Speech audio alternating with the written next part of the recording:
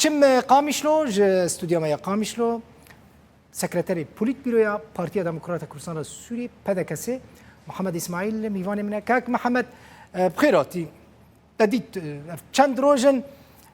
بجنیزک و بحثا یکرن يعني جهفني ذكرنا عليين سياسيا روجاوي كرسان تكرن هون چقاس فيا كرا آمدنا مظلوم كوباني دبيجا ام آمدنا دي ناكوكين نوبرا بيدي وانا كسيدا بدن آليه كي ورن دي ام نيزك ونيزكي هف بكن برز نيتشفان بارزاني جدوه قوت في دي هون نيزكي هف ببن حزدكم بزانبم انا كسي بدا كسي چقاس فيا كرا حاضره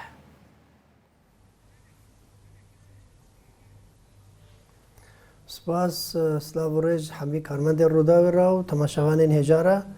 براستی ام ایما تشتکی نن هر جمع ام جرا آمادنا و ما بری جید گوتا دست ما فکریه و سنگ ما فکریه که کریزیا ملت کرد راو یا که هلوستیا تفکر سیاسیه کردی را لبلکی الجمع علیه دی تشتکی نه الجمع نه تخویا کرن بری نه اوان اکجار بحث تفلیه مجاری ندبون و بحث کریزیه و یک هلوستیه جی ندکرن وقتا اكيد جو يك هلوستيا كردي مدقوت وان تقوش دعوازيت بيجش كيمايت بيجن نج هيزي في شكلي امدهاتن اف چند روجا كوتا كرم كري هولدان السر يك هلوستيا نزيكايا ناف هيزن سياسي الفيدري دا تكرن نخاسمنا بين انجمنان اجتماعي كردي وبياده دا اف تشتاها ادبينم تدي تشتراغياندن قال كي البيش بس السر عرضيه هنكي هديه از ناخوازم يعني وان جهودين بيروز بختمينم و ريل بر بگرم لي براسي جي تشتن هند في هنكي جملات مرا ديار بي وزلال بي كام ريل بر فكر كاك محمد بيجن حتى كده درجه كام ريل بر فكر بري وكم ماديا وكرودا ونجي وكاليه كي جرينجي سياسي بلي ريل بر في زين بابا براستي يعني ريل بر فان چاره سر كرنا وان كريزان بابا تمام ريل بربا حتى كيرا داي جدينا حتى كيرا داي افتشتا هاي نه كارب باوريه بيك بينن حتى كيرا داي كارن قدف جوان هلويستي بري او تيكليه خوي فشارتي دفردل دراها كارن زلال بكن جهن ملاطي خراوش حركات سياسي كردي رماتي شا يك يعني هلويستي بكي يك بيجو زلاليكي وشفافيتك المسألة ده هب بيجو إراداك هب بيجو جديات هب بيجو مصداقية ويجو هب بيجو أفتشتها بأفهي فيا ما أوجو أفتشتها حمير رابن وراستي وجو جوتي آلين بيونديدار نخاسم جناب سروك هجاك مسعود بارزاني رولك ويبريجي هياد اتفاق هولير يا هولير دا ويا دهوكجي هروسا حتى ما بيشجريا دس بيشخريا فرنسيجي كير وتفاها مسائلها حمين يزيك جي شيبون وديار جملات مرة أمنا خوازن دفتري كيف فكن وبيجن كيتشت كن مثلا كاك محمد حميد زانه برز وكو انجمن اجتماعي كردي وكو بارتي ديمقراطي كردستان سوريا ام جهر تشتكي جو مصلحه ملاطي ما وبرجوانديه ملاطي ما تذهب ام جرا مدى اوكي تخازم في بزانب مثلا شما اون قال مظلوم كوباني ناجي فنج بركو وي انسياتيفك بيشكش كريه بانك دكا وسردانه وي كريه اون قال وي جيفيانه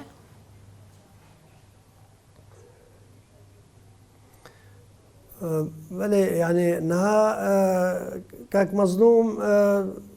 تشتكي دبيجي يعني ما نها حتى نهاجي الجمة اشتر راسي بيجم امنا بينن آليكي بلايان ام دبينن بشكج بيادي بشكج نفسها وي منظومه جو يعني افكر ياري جو بري نها بحق ملطي ما وحتى نها مكاتبه ما قرتينا وحتى نها قرتي ما نخويانا مصيري وحتى نها افكر طنقافيه حمي بيادي ذكر بشتفانيا فان هيزي هي عسكري يعني بشك بون ام وكها حتى ام نها ببينن جو او هالويست هاتيه جو هرتن تشتكي باشا قافا كل بيشا ام بيروز دكن وام حس مثلا وان قافا كافي يعني بكيماني وين مجي كار بكن نبس عفرين شو نبس عفرين شو سريكانية وتلابيات شو تفدا هرب بمجيها في جو هرتني بكن في باوريكي بخرج شيكن في جهازين كردي تفدا كاك محمد خوزم قالك برسان بكم جبروي كي دنجي درنج دتشا اوتي يعني بكيماني وي قافك افيت هر قاست بيجي اوجي اليكا لبكيماني دبيجي ورن دي اموان ناكوكيان بدن اليه كي دي ام بحثا كافن نكن ورن أم البيشيا خو بنيرن ورن أم نزيك هذبن كيماني هالوسط خويا سياسي بكن يك يعني بانجك بانجل ودك شما ناچن يعني كس دهيلك هون ناچن كسك وباش ودكشينه ما برينها ما صجاري ما بانك ذكر ما برينها صجاري بانك ذكر بانك ما دقا عزمانا ومعاناة ملتي ما وقضية ما ونريني ما البيش وما تقول بيش روج جوا كاري هرانينا كسكي الجهدان البانك ما نذكر إيرو جوار لازمة بدوی جدیتك بيخو يا كرن از ناخوازم تك في مواطن فاصيل ديسا از بيجم ناكاون تشي درباز بوي يرو مصلحة ملتي ما درفتك قلكي طنقا باقو ملتي ما تيدايا اوكي كاك محمد مظلوم كوباني جناد بيسا برپرسين پايديج بيسن ين بارتي ين باشوري كرساني بيسن احتمالا كمزنا سروك برزاني جنالي تماشا دكا باشا هون چت خوازن جوان يعني دفي چبكن جديتك هون بحث تكن چيه قرتين وبردن يعني بروبليم تاني لسر بردانه قرتيان جديتها قوام بحثك نا قضية ما نا قضية قرتيانا يعني قضية يعني أفكر ياري قبوي بفي مجيه قو يك آلي قو ريفابريكي يك آلي شكرن آريكاري أو تكليل قال حركسي كرن غيري كردا تاني نكرن غيري أنجمان اجتماعي كردي غيري بيشمرقي روج حمي هزين عسكرية چه شكلي بن نافخوك خستن بس بيشمرقي روج قبول نكرن حمي آليين عربي وسريان خلقن دي خستنا كيف قبول بك بس كرد قبول نبن ايه خديه بروجا نتوي كردي ايغو جانا نتوي سنگ انساني كرد دفاراس ايغو بردوانبونا خباتا 62 سال خباتا بيرا وستاندر برماف وهبونا قلي كرده اف بروجي نتوي كردية بروجي انجمن اجتماعي كردية الجموة ندهت قبول كرن يعني انجمن اجتماعي كردي دسكفتك ملاتي مابو وقت افرس نخست نهيلانا تفكرة سياسية كردي سوريا دا نهيلن قد غبكن حر كارين نشاطات وشالاكي او تاز مجبور كرم قصدي سبع سوات اشتبكم كاك محمد والله كاك محمد اسماعيل وقت از ببرا هيفياما او راستي از تزاني تمام از ناخ مثلا ناوي حر كسك ببيجي ادي او درباس من يعني بني لا اشترت بيجم نا حمو كسين ما تماشا دكن دبيجن صفحه كان نوفا كان روبلا كان نود نوفا خدا كان يعني اف تجربه رش داري دنوفا كردان ده هيا ديروكا كردان ده هيا مثلا او خازن بلكي جامير خازن روبلا كان نود نوفا برا خو ودا فكا هون حاضرن وي روبلا بقلبينن روبلا بري يا كيفن بله از بتر اف درفتك پیدا بیاج مناطق مرا هگر نیات و جدی بن صادق بن سر اساسه گو پیدا و انجمنان اجتماعی کردی تنه وقتا بیجن ورن پارتی کردی حمیل هفرونن 27 پارتیش خر چکرنا بشو روزا کی دا چکرنا به ورن انجمنان اجتماعی کردی یک 27 28 أفياجي بلانك أفنابه أفدفيتش زلال بن دس بيشخريا ركفتنا هوليري